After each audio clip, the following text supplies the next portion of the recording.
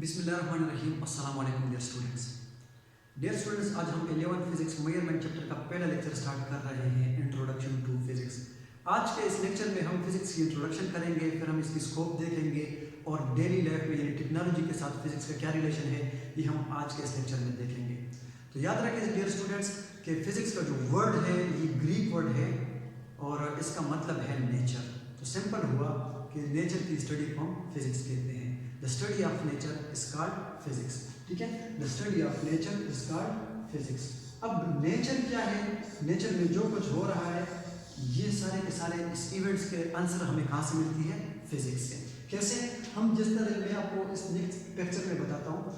First question, अभी for example अगर हम ये क्वेश्चन पूछें कि व्हाट आर क्लाउड्स, क्लाउड्स कैसे कहते हैं? ठीक है, क्लाउड्स कैसे कहते हैं और ये कैसे बनते हैं, फिर बारिश कैसी होती है, सूरज क्या है, कैसे बना, कैसे ये तुलू होता है, कैसे गुरूब होता है, इसी तरह दिन रात का आपस में बदलना, दिन कैसे आती है, रात कैसे बदलते हैं, इस तरह मौसम कैसे चेंज होते हैं, कभी सर्दी आती है, कभी गर्मी आती है, कभी खज़ां होता है, कभी बाहर आते हैं। ठीक है, इसी तरह ये मून है, ये कैसे बना है, किस तरह ये रोटेट करता है, इस तरह यहाँ पे यूनिवर्स क्या है, स्टार्स कैसे है, ये गैलेक्सी क्या है, और जो हम कुछ सोच सकते हैं कि ये कहाँ से आया, हाउ एंड वाई, क्यों हुआ और कैसे हुआ, ये सारे के सारे आंसर हमें मिलते हैं फिजिक्स से। कैसे? हम कुछ रूल्स हैं हमारे पास, फिजिक्स के कुछ रूल्स हैं और कुछ लॉज है जो हमें बताती है, हर चीज़ का आंसर हमें फिजिक्स से मिलती है। ठीक है, अब इस नेक्स्ट पिक्चर में मैं आपको बताता हूँ स्टूडेंट्स कि फिजिक्स की डेफिनेशन हम देखेंगे कि फिजिक्स कहते हैं किसे हैं। अगर हम पूरी यूनिवर्स में देखें तो दो ही चीज़ें हमें मिलेगी कि हम कहते हैं कि या तो मैटर है या एनर्जी है। ठीक है, इस तरह पहले मैंने आपको कहा कि फिजिक्स की वर्ड का मतलब है nature, the study of nature is called physics. ठीक है, फिर अगर हम अपने एनवायरनमेंट में देखें, जो कुछ भी हमें चीज़ें नज़र आती है या नज़र नहीं आती है तो हम कहते हैं या तो वो मैटर है या एनर्जी है। ठीक है, अब यहाँ पे मैंने फिर आइंस्टाइन ने जो एक इक्वेशन डिराइव की थी, हम कहते हैं E = mc², और वो उस फिजिक्स की डेफिनेशन भी कहलाती है, मैथमेटिकल डेफिनेशन में भी आ जाती है जो मैंने यहाँ पर लिखी है, आप देख सकते हो। ठीक है, E = mc²। ठीक है, तो मैं आपको सबसे पहले कहूँगा कि मास क्या है, एनर्जी क्या है, और फिर हम इसका इक्विवेलेंस कैसे करते हैं।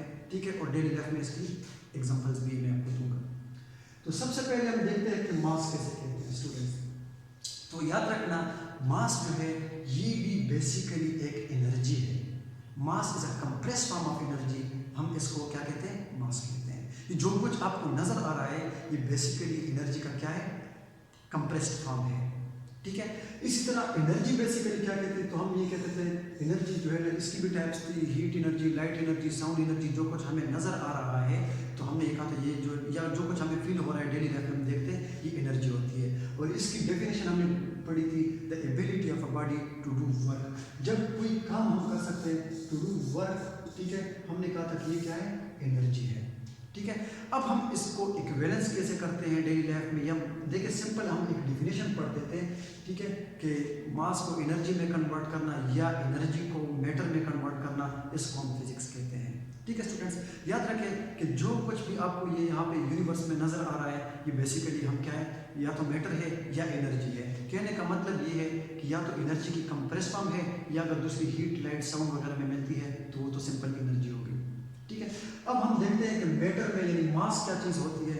डियर स्टूडेंट्स, याद रखें जो आपको नजर आ रहा है इस क्लास में, ये चेयर्स है, ये बोर्ड लगा हुआ है, ये पंखे है, ये सब कुछ चीज़ें जो है ना ये मैटर में आती है। फिर मैटर भी आगे 3-4 तरफ से 4 तरह का है। सॉलिड होती है। ठीक है, इस तरह फॉर एग्जाम्पल देखें तो ये जो है ये सॉलिड है, लिक्विड है, ठीक है, और गैसेस है। ठीक है, इसी तरह प्लाज्मा है। ठीक है, तो ये सारी की सारी चीज़ें क्या है? मैटर में आती है, मासेस में आती है। यानी अब देखिए, खुद सोचें कि सॉलिड में कितनी सारी चीज़ें आती है, फिर लिक्विड में कितनी सारी चीज़ें आती है, फिर गैस में कितनी सारी चीज़ आती है। इन सबको मिला के हम कहते हैं ये क्या है? मास है। इसी तरह हम कहते हैं कि the ability of a body to do work, इसको हम क्या कहते हैं? एनर्जी। तो फिजिक्स की सिंपल डिफिनेशन हम ये कह सकते हैं कि ये फिजिक्स साइंस की एक ब्रांच है जिसमें हम क्या करते हैं? मैटर की स्टडी करते हैं, मास की स्टडी करते हैं, एनर्जी की स्टडी करते हैं, और इन दोनों का आपस में एक रिलेशन है। रिलेशन का मतलब ये हुआ कि किस तरह हम इसको कन्वर्ट कर सकते हैं, E = mc² के थ्रू। ठीक है, वेयर यहाँ पे मैंने लिखा है कि E जो है ये क्या है? एनर्जी है, M जो है वो क्या है? अब ऑब्जेक्ट का मास है या कोई भी चीज़ है, और c जो है स्पीड ऑफ लाइट है जो कि कांस्टेंट है, और इसकी वैल्यू है, c की वैल्यू है 3 मल्टीप्लाई बाय 10 पावर 8 मीटर पर सेकेंड। ठीक है, ये इसकी वैल्यू है, स्पीड ऑफ लाइट की ये वैल्यू है। ठीक है, कि हम किस तरह मास को एनर्जी में कन्वर्ट करेंगे और एनर्जी को मैटर में कन्वर्ट करेंगे। ठीक है, ये फिजिक्स कहलाती है। अभी मैं इसके कुछ एग्जांपल देता हूँ। पहले लेक्चर के स्टार्ट में मैंने कहा था स्टूडेंट्स कि mass is a form of energy. 1905 में 1905 में आइंस्टाइन ने जो अपना पेपर पब्लिश किया था, उसमें उसने ये बताया था, ये सजेस्ट किया उसने कि मास जो है is a form of energy, कि मास एक फॉर्म, जो एनर्जी की एक फॉर्म है। और ये इक्वेशन उस पेपर में इसी तरह थी कि m is equal to E divided by c square. ये इक्वेशन उसने इस फॉर्म में दी थी कि m is equal to E divided by c square. ठीक हो गया। अब मैं आपको कहता हूँ कि आपके पास फॉर एग्जांपल किसी चीज़ की एनर्जी है, बहुत ज़्यादा एनर्जी है। ठीक है, तो उसकी एनर्जी जो है, हम कहते हैं कि अगर हमने किसी चीज़ को एनर्जी दे दी तो इसका ये मतलब था कि उसका मास भी इंक्रीज होता है। यानी दोनों सिमिलर चीज़ है, ये भी एनर्जी है कंप्रेस फॉर्म में। ठीक है, और ये तो है ही एनर्जी। ठीक है, तो हम ये कह सकते हैं कि किसी भी ऑब्जेक्ट की एनर्जी इंक्रीज करने से मतलब होगा कि उसका मास इंक्रीज होता है। ठीक है, अब आप कहते हैं कि किसी ऑब्जेक्ट का मास है, किसी ऑब्जेक्ट का मास है, ठीक है, और या हम कहते हैं कि किसी ऑब्जेक्ट का मास है और हम उसको इंक्रीज एनर्जी दे रहे हैं, यानी किसी ऑब्जेक्ट की एनर्जी को इंक्रीज करते हैं हम। ठीक है, और तो यहाँ पे ये इक्वेशन क्या हो जाएगा स्टूडेंट्स कि m is equal to E divided by, और ये आपको पता है 3 मल्टीप्लाई बाय 10 पावर 8 और उसका स्क्वायर। ठीक है, m is equal to E divided by 3 multiply by 10 power 8 और उसका स्क्वायर। अब हम किसी चीज को एनर्जी देते हैं, एनर्जी कितनी देंगे ये। ठीक है, इसका ये मतलब था कि हमने उसका मास इंक्रीज किया। अब आप कितनी एनर्जी बढ़ाओगे, नीचे भी 3 मल्टीप्लाई बाय 10 पावर 8 और उसका स्क्वायर है, नीचे पावर जो है ना और मिला के तो ये पावर 16 बन जाएगा। ठीक है, तो इसका ये मतलब हुआ कि हम जो है किसी चीज़ को एनर्जी देते हैं, तो इसका ये बेसिकली ये मकसद हो रहा है कि हम उस ऑब्जेक्ट का मास इंक्रीज कर रहे हैं, क्योंकि एनर्जी मास जो है ये बेसिकली किसी भी ऑब्जेक्ट की क्या है, कंप्रेस्ड फॉर्म ऑफ एनर्जी है। ठीक है, तो फिर हम कहते हैं कि ये जो है ना हमने एनर्जी, या फॉर एग्जांपल मेरे पास कोई भी ऑब्जेक्ट है, मेरे हाथ में ये पेन है। ठीक है, और इसके न्यूक्लियर जो है ना फॉर एग्जांपल रिएक्शंस होते हैं और इसका मास कम हुआ। ठीक है, तो फिर हम क्या कहते हैं कि मास कम हुआ, तो फॉर एग्जांपल मैं कहता हूँ कि इसका मास कम हुआ। अभी बेसिकली इसकी एनर्जी कम हुई है। ठीक है, क्यों, क्योंकि मास भी जो है ना बेसिकली क्या है, कंप्रेस फॉर्म ऑफ एनर्जी है, तो इस वजह से मैं कहता हूँ कि इसका मास कम हुआ। तो ठीक है, तो फिर हम कहते हैं इसकी एनर्जी में कन्वर्ट हुआ। कौन सी एनर्जी में, तो वो डिपेंड करती है heat energy, sound energy, light energy, different form of energy आ जा सकती है। ठीक है, तो हम कहते हैं कि ये इस तरह है। तो स्टूडेंट्स याद रखना, फिजिक्स की डेफिनेशन मैंने आपको ये बताई थी कि is equal to mc square मैंने बताया, और फिर मैंने ये कहा कि ये साइंस की वो ब्रांच है जिसमें हम किसी भी ऑब्जेक्ट का मास और एनर्जी आपस में कन्वर्ट करते हैं, मैटर की स्टडी करते हैं, एनर्जी की स्टडी करते हैं, और इन दोनों का आपस में जो रिलेशन है उसको भी स्टडी करते हैं। आपस में रिलेशन का मतलब ये हुआ कि किस तरह हम मैटर को एनर्जी में कन्वर्ट करते हैं और एनर्जी को मैटर में कन्वर्ट करते हैं। अभी फॉर एग्जांपल आप लोगों के पास यहाँ पे एक ब्लॉक है, लकड़ है, इसको आप लोग जलाते हो, हम इसको जलाते हैं। ठीक है, तो फिर जो राख मिल जाता है, हम कहते हैं इसका जो मास पहले था फॉर एग्जांपल ये 2 kg था। ठीक है, 2 kg था, फिर लगने के बाद, आग लगाने के बाद फिर हम देखते हैं तो इसका ये जो नीचे राख मिलता है वो 0.5 kg भी नहीं होता। ठीक है, वो 0.5 kg भी नहीं होता, तो फिर हम कहते हैं कि मास किधर गया। तो याद रखना स्टूडेंट्स, वो जो है एनर्जी में कन्वर्ट हो जाता है। ठीक है, वो किस चीज़ में कन्वर्ट हो जाता है, एनर्जी में कन्वर्ट हो जाता है। कौन सी एनर्जी में, तो जब देखें आप लोगों का ब्लॉक लगा हुआ था तो वो कन्वर्ट हो जाता है, उसकी साउंड एनर्जी में भी कन्वर्ट हो सकती है, उसकी हीट एनर्जी में भी, उसकी लाइट एनर्जी में, और डिफरेंट फॉर्म ऑफ एनर्जीज में वो क्या हो जाती है, वो कन्वर्ट हो जाती है। ये कहने का मतलब ये था कि जो आप लोगों ने यहाँ पे ब्लॉक लगा हुआ था, ठीक है, उसको आग लगाई और वो क्या हुआ, एनर्जी में कन्वर्ट हुआ। ठीक है, अच्छा, फिर हम ये कह सकते हैं कि किस तरह हम देखें, 2 तरह की चीज़ें हैं, हम मैटर को एनर्जी में कन्वर्ट करते हैं और एनर्जी को मैटर में कन्वर्ट करते हैं। तो फिर इसकी एग्जांपल हमारे पास फिजिक्स में ये है कि हम जो है ना किस तरह मास को एनर्जी में कन्वर्ट करते हैं और एनर्जी को मैटर में कन्वर्ट करते हैं। तो याद रखें स्टूडेंट्स, हम सेकंड ईयर में भी एक टॉपिक पढ़ेंगे, पेयर प्रोडक्शन और पेयर एनिहिलेशन।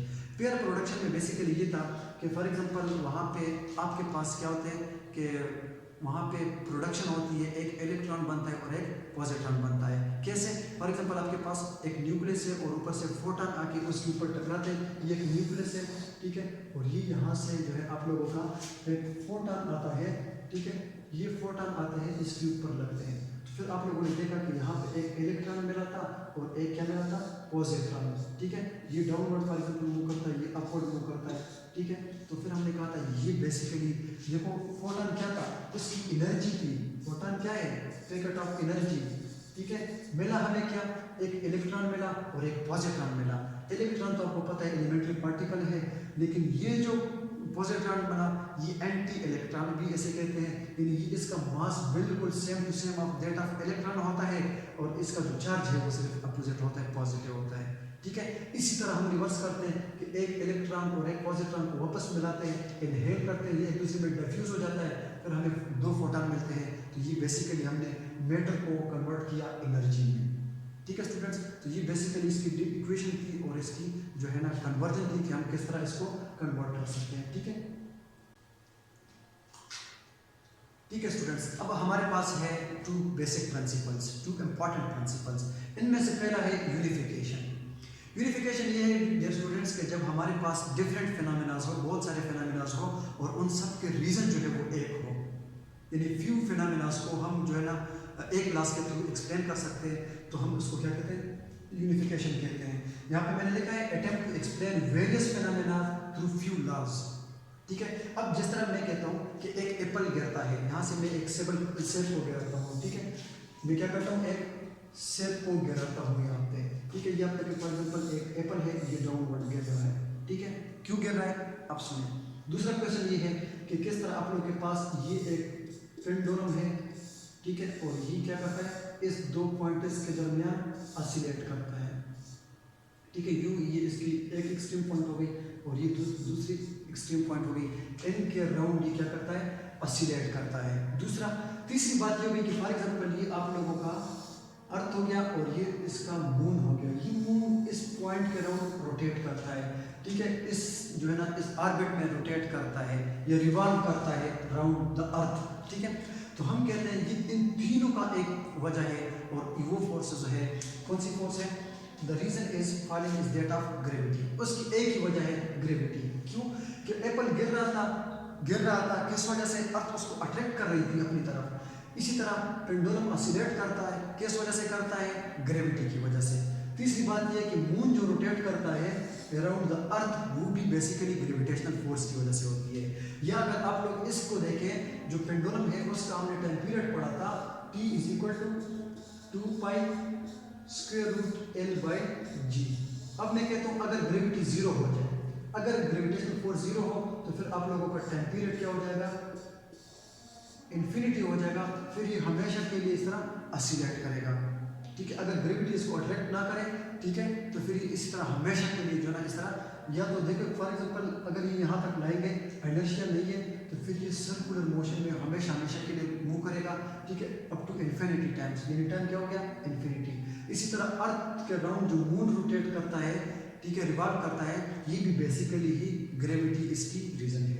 इसी तरह स्टूडेंट्स मैं यहाँ पे एक और चीज़ डिस्कस करता हूँ जो है रिडक्शनिज्म। रिडक्शनिज्म में यहाँ पे मैंने लिखा है to study a large system.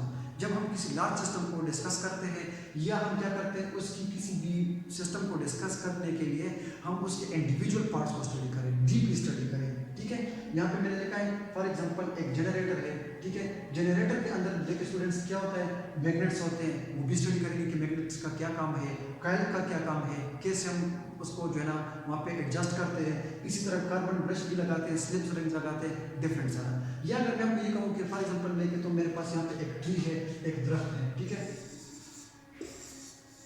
ठीक है, ये तो फिर हम क्या करेंगे, इसको स्टडी करेंगे। तो फिर मैं कहूँगा इसकी रूट्स है, इसका क्या काम है, फिर इसकी स्टेम है, इसकी भी फंक्शन डिस्कस करेंगे, इस तरह इसकी ब्रांचेज, इसकी लीव्स वगैरह, ये सारा कुछ हम डिस्कस करेंगे। तो फिर मैं कहता हूँ ये क्या है, रिडक्शनिज्म है, ठीक है स्टूडेंट्स। अब नेक्स्ट लेक्चर में मैं आपको बताता हूँ यहाँ पे फिजिक्स की स्कोप क्या है, ठीक है, स्कोप इसकी क्या है, ठीक है। अभी मैं आपको कहता हूँ कि फिजिक्स की स्कोप जो है स्टूडेंट्स, ये हमने दो तरह से किया हुआ है, ठीक है। कि एक तो है, इसको हमने लिया है माइक्रोस्कोपिक और दूसरे को हमने लिया है मैक्रोस्कोपिक। एक है मैक्रोस्कोपिक और दूसरा है माइक्रोस्कोपिक। ठीक है, माइक्रो का मतलब है स्मॉल, नजर आ रहा है, और इसी तरह यहाँ पे मैक्रो का मतलब है लार्ज। ठीक है, अभी जो हम मैक्रो स्टडी करेंगे, यानी इसमें हम लार्ज ऑब्जेक्ट की स्टडी करेंगे और इस फिजिक्स को हम कहते हैं क्लासिकल फिजिक्स। इसी तरह यहाँ पे माइक्रो फिजिक्स जो है, इसमें हम स्मॉल ऑब्जेक्ट की स्टडी करेंगे और ये जो ब्रांच है या ये जो स्कोप हम कहते हैं, फिर हम कहते हैं कि ये क्या है, क्वांटम लेवल है। ठीक है, याद रखें स्टूडेंट्स, ये जो स्मॉल कहते हैं, ये ऑब्जेक्ट का मास यहाँ पे क्या होगा, इसकी मास तो है बहुत ही कम होगा, लेकिन जब एक स्मॉल ऑब्जेक्ट बहुत हैवी वेलोसिटी के साथ मूव करता है तो उसकी स्टडी को हम फिर कहते हैं कि ये क्वांटम फिजिक्स आ जाती है। फिर वो सारी की सारी उसकी स्टडी हम कहाँ पे करते हैं, जो है ना, क्वांटम मैकेनिक्स में। इसी तरह यहाँ पे मैक्रोस्कोपिक फिजिक्स जो है, या इसको हम क्लासिकल फिजिक्स थे, तो ये न्यूटोनियन फिजिक्स थी कि जो न्यूटन की फिजिक्स थी कि गाड़ी मूव कर रही है, वहाँ पे इसकी वेलोसिटी क्या थी, एक्सेलरेशन क्या थी, फोर्स क्या अप्लाई कर रहे थे। ठीक है, यानी लार्ज ऑब्जेक्ट के लिए है। ठीक है, गाड़ी मूव कर रही थी, क्रिकेट बॉल का वेट के साथ कोलाइड करके बाउंड्री की तरफ जा रहा है, तो यहाँ पर हम क्या करेंगे, एलिमेंट्री यानी जो स्मॉल पार्टिकल है, यानी आप ये समझिए कि फोटॉन है, लाइट की स्पीड के साथ मूव कर रहा है अप्रॉक्सीमेटली, यानी जिसकी स्पीड जो है हम ये कहेंगे कि v nearly equal to c, कि किसी भी ऑब्जेक्ट की वेलोसिटी हमने जो ना अप्रॉक्सीमेटली स्पीड ऑफ लाइट पर पहुंचा दी है, फिर वहाँ पे रिलेटिविटी का कंसेप्ट आ जाता है। तो ये सारा का सारा हम कहाँ पे स्टडी करेंगे, क्वांटम मैकेनिक्स में। ठीक है, अब नेक्स्ट जो है स्टूडेंट्स, याद रखना, ये है हमारे पास physics and technology. Physics and technology. अब फिजिक्स का टेक्नोलॉजी के साथ क्या रिलेशन स्टूडेंट्स, याद रखें, अब पहले अगर सोचें कि पहले ज़माने में लोग जो थे वो क्या, उनकी क्या लाइफ थी, आजकल जो है इंसान की क्या लाइफ है, क्या डिफरेंसेस है, तो बेसिकली ये मैं आपको टेक्नोलॉजी के थ्रू बताता हूँ। पहले के लोग जो थे वो बड़े जो है ना, वो सिंपल लाइफ थी, ना कोई बिजली थी, ना मोबाइल थे, ना कैमरे थे, न गाड़ियाँ थी, ना एरोप्लेन वगैरह कुछ भी नहीं थे, तो इंसान की लाइफ में बहुत सारी जो मुश्किलात थी उनके लिए। तो फिर आहिस्ता आहिस्ता टेक्नोलॉजी यूज़ करके आजकल आप देखें जो है ना, मोबाइल हम यूज़ कर सकते हैं, ऑनलाइन आप लोग लेक्चर देखते हैं। ठीक है, तो सब कुछ आपको नज़र आता है। तो ये बेसिकली टेक्नोलॉजी की वजह से होती है कि फिजिक्स का टेक्नोलॉजी के साथ ये रिलेशन है कि जो भी अब हमारे पास इंस्ट्रूमेंट बने हुए हैं, ठीक है, हमारे पास डिफरेंट डिवाइसेस बने हुए हैं, टीवी बना हुआ है, इस तरह रेडियो हम यूज़ करते हैं, मोबाइल यूज़ करते हैं, गाड़ी वगैरह यूज़ करते हैं, तो ये सारे की सारी इनकी टेक्नोलॉजी में आ जाती है। तो लास्ट में एक और चीज़ मैं आपको बताता हूँ dear students, fundamental forces in nature. तो ये हमारे पास 4 फोर्सेस है, 4 फोर्सेस है नेचर में, और इनको हम अभी डिस्कस करते हैं कि यूनिवर्स में जितनी भी सारी फोर्सेस है, इन सब का जो है ना, इन 4 फोर्सेस में कोई ना कोई जो है ना, ये यूनिवर्स में जितनी भी सारी अच्छा, अब स्टडी करते हैं students 4 fundamental forces in nature, कि जो आपके पास 4 बेसिक फोर्सेस है उनकी स्टडी करते हैं। ठीक है, कि यूनिवर्स में जितनी भी सारी फोर्सेस है, जितनी भी सारी फोर्सेस है, उन सबको कंबाइन करके हमारे पास 4 फोर्सेस आ जाती है कि कोई फोर्सेस जो भी फोर्स है वो इन चारों में से किसी एक ना कैटेगरी में आएगा। ठीक है, तो उसमें से पहला जो है वो है ग्रेविटेशनल फोर्स। ग्रेविटेशनल फोर्स आप लोगों ने लॉ ऑफ यूनिवर्सल ग्रेविटेशन में पढ़ा होगा। न्यूटन ने कहा था कि इस यूनिवर्स में जो भी चीज़ है, जो भी ऑब्जेक्ट है जिसका मास है, वो हर दूसरी ऑब्जेक्ट को अपनी तरफ क्या कहता है, खींचता है। तो याद रखें, जो भी ऑब्जेक्ट है वो हर दूसरे ऑब्जेक्ट को अपनी तरफ क्या करता है, खींचता है। ठीक है, तो हम कहेंगे कि ये जो है, ये 2 ऑब्जेक्ट के दरमियान फोर्स होगी, और जिनका मास होगा, फॉर एग्जाम्पल एक का मास m1 है और दूसरी का मास क्या है, m2 है। ठीक है, ये एक दूसरे को अपनी तरफ क्या करती है, अट्रैक्ट करती है जो भी। ठीक है, इसको हम ग्रेविटेशनल फोर्स कहते हैं। ये बहुत ही वीक फोर्स है, बहुत ही वीक फोर्स है। यूनिवर्स में जितनी भी सारी फोर्सेस है, सबसे वीकेस्ट फोर्स क्या है, इसकी ग्रेविटेशनल फोर्स है। ठीक है, और ये बहुत ही लार्ज रेंज है, मतलब बहुत दूर तक, इन्फिनिटी तक इसकी जो है ना अप्रोच है, और ये लार्ज रेंज है, यानी बहुत दूर की चीज़ें भी क्या कर सकता है, अपनी तरफ अट्रैक्ट करता है। ठीक है, इसी तरह यहाँ पर है वीक न्यूक्लियर फोर्स। ठीक है, वीक न्यूक्लियर फोर्स जो है, याद रखिए स्टूडेंट्स, ये आपके पास किसी भी न्यूक्लियस के अंदर होती है जब बीटा डिके होता है, नेगेटिव या पॉजिटिव। ठीक है, तो ये रेयर इन नेचर होती है, ये बहुत ही कम होती है। ठीक है, वीक न्यूक्लियर फोर्स। ठीक है, अच्छा, इस वीक न्यूक्लियर फोर्स का इलेक्ट्रॉन के साथ कोई रिलेशन नहीं होगा, क्योंकि ये जो इलेक्ट्रॉन है वो तो बाहर शेल में मूव करता है, रिवॉल्व करता है। ठीक है, इनसाइड द न्यूक्लियस जो है ना, वीक न्यूक्लियर फोर्सेस है जब बीटा डिके होता है, ये बहुत ही कम होती है। ठीक है, अच्छा, इसके बाद है इलेक्ट्रोमैग्नेटिक फोर्सेस। इलेक्ट्रोमैग्नेटिक फोर्सेस का मतलब ये होगा कि ये जो फोर्सेस लगती है ये दो चार्जेस के दरमियान लगती है, ठीक है। एक फॉर एग्जांपल इलेक्ट्रॉन रिवॉल्व करता है न्यूक्लियस के राउंड, ठीक है, वो उसको अट्रैक्ट करता है, या इसकी जो है ना आप ये समझें कि ये जो आप लोगों के पास इलेक्ट्रोमैग्नेटिक फोर्स है ये स्ट्रांग है, इससे देखें ये सबसे वीक है, ये फिर जो है ना थोड़ी ज़्यादा है, ये 3rd नंबर पर है और ये सबसे स्ट्रांग है, सबसे स्ट्रांग, फिर थोड़ी वीक, फिर इससे वीक और ये सबसे वीक, ठीक है। तो इलेक्ट्रोमैग्नेटिक फोर्सेस जो है ये आप लोग के पास फॉर एग्जांपल यहाँ से भी मैं आपको समझाता हूँ कि ये यहाँ पे कैसे लगती है, ठीक है। कि ये जो है ना ये लार्ज एनर्जी फोर्स है और ये भी स्ट्रांग है इन दोनों फोर्सेस से, ठीक है। इस तरह लास्ट में आ जाती है स्ट्रांग न्यूक्लियर फोर्सेस, ठीक है। तो स्ट्रांग न्यूक्लियर फोर्स ये जो आपके पास न्यूक्लियस है किसी भी एटम का, उसके अंदर क्या होते हैं, किसी न्यूक्लियस के अंदर आप लोग को पता है कि प्रोटॉन होते हैं और न्यूट्रॉन होते हैं, ठीक है। प्रोटॉन और न्यूट्रॉन, वो प्रोटॉन और न्यूट्रॉन, अब क्वेश्चन ये बनता है कि वो प्रोटॉन एक दूसरे को रिपेल क्यों नहीं करते, ठीक है। तो उसका आंसर भी हमें इस क्वेश्चन से मिल जाएगा, ठीक है। यहाँ से मिलेगा, मैं आपको कहता हूँ फॉर एग्जांपल ये आप लोग के पास कोई एक न्यूक्लियस है, ठीक है, और ये जो है ना प्लस प्लस सारे जो है ना इसके अंदर क्या बने हुए हैं, ये सारे इसके अंदर प्रोटॉन्स हैं, ठीक है। अब हम ये कहते हैं कि प्रोटॉन प्रोटॉन को रिपेल क्यों नहीं करता, ठीक है। याद रखें स्टूडेंट्स के प्रोटॉन प्रोटॉन को रिपेल ही करता है, लेकिन उनकी रिपल्शन फोर्स जो है वो इस स्ट्रांग न्यूक्लियर फोर्स से बहुत ज़्यादा वीक है, इस वजह से वो एक दूसरे को रिपेल नहीं कर सकते, ठीक है। ये जो फोर्स है न्यूक्लियर यानी स्ट्रांग न्यूक्लियर फोर्स, ये न्यूक्लियस के अंदर न्यूट्रॉन के दरमियान भी है, न्यूट्रॉन प्रोटॉन के दरमियान भी है, प्रोटॉन और प्रोटॉन के दरमियान भी है, इसीलिए इन सबको बाउंड किया हुआ है न्यूक्लियस के अंदर, इसी वजह से न्यूक्लियस क्या होता है, स्टेबल होता है। तो डियर स्टूडेंट्स, आज के इस लेक्चर में हमने फिजिक्स की इंट्रोडक्शन की, फिजिक्स की डेफिनेशन पढ़ी, इसका जो है ना डेली लाइफ में कुछ एग्जांपल्स दिए, कहाँ पर हम यूज़ करते हैं, कैसे यूज़ करते हैं, हाउ एंड वाई वाली भी बात हमने की कि यूनिवर्स में जो है ना किस तरह बना, क्लाउड्स कैसे बने, किस तरह जो है वो दिन रात चेंज होते हैं, किस तरह गर्मी सर्दी आती है, तो ये सारे के सारे आंसर हमें कहाँ से मिलते हैं, फिजिक्स से। फिर इसके बाद हमने इसकी डेफिनेशन की कि हम मैटर को किस तरह एनर्जी में कन्वर्ट करते हैं और एनर्जी को किस तरह मेटल में कन्वर्ट करते हैं, और लास्ट में हमने इसकी जो है ना स्कोप भी पढ़ा, अभी 4 नेचुरल जो है ना ये फंडामेंटल फोर्सेस थी उनके बारे में, ठीक है। तो यहाँ पर मैंने देखा है स्ट्रांग फोर्स, तो ये वो फोर्स है जो न्यूट्रॉन और प्रोटॉन को इनसाइड द न्यूक्लियस क्या करते हैं, कंबाइन करती है, बाइंड करता है, और जिस वजह से न्यूक्लियस स्टेबल होता है। इसी तरह ये आप लोगों को नजर आता है, यहाँ पे नजर आ रहा है कि किस तरह ये फॉर एग्जांपल इलेक्ट्रॉन है और ये न्यूक्लियस है, ये एक दूसरे को अट्रैक्ट करते हैं, ठीक है। तो हम कहते हैं ये इलेक्ट्रोमैग्नेटिक फोर्सेस हैं। इसी तरह यहाँ पे मैंने लिखा वीक न्यूक्लियर फोर्स, यहाँ पे मैंने लिखा है रेडियोएक्टिव डिके, ये तब होता है जब बीटा डिके होता है, ये वहाँ से लगती है और ये बहुत ही शॉर्ट रेंज होती है, 10⁻⁻14 से लेकर 10⁻⁻15 मीटर तक इसकी रेंज होती है, ठीक है। इस वजह से देखें अब ठीक है, तो ये इसकी जो है ना क्या है, रेंज है। और इसी तरह ग्रेविटेशनल फोर्स, इसकी रेंज जो है वो अप टू इन्फिनिटी है कि एक ऑब्जेक्ट जहाँ पर भी दूसरा ऑब्जेक्ट हो वो उसको अपनी तरफ अट्रैक्ट करेगा विद अ फोर्स, किस फोर्स के साथ, F = G m1m2 / r², ये न्यूटन ने प्रूव किया था। इसी तरह यहाँ पे इसके लिए फार्मूला बन जाएगा, आप लोगों ने पढ़ा था कि Q1 Q2 / r², यहाँ पे इसकी जो फोर्स है अट्रैक्शन है या रिपल्शन है वो हम इसके थ्रू फाइंड करते हैं, और इन दोनों की जो है ना ये बहुत ही जो है ना आप ये कह सकते हैं कि शॉर्ट रेंज है और वो दो जो है वो क्या है, लॉन्ग रेंज, ठीक है स्टूडेंट्स। इसके बाद हम इंशाल्लाह आगे नेक्स्ट लेक्चर में आपको प्रोवाइड करूँगा, उसमें हम फिजिकल क्वांटिटीज डिस्कस करेंगे। थैंक यू सो मच, अल्लाह हाफिज़।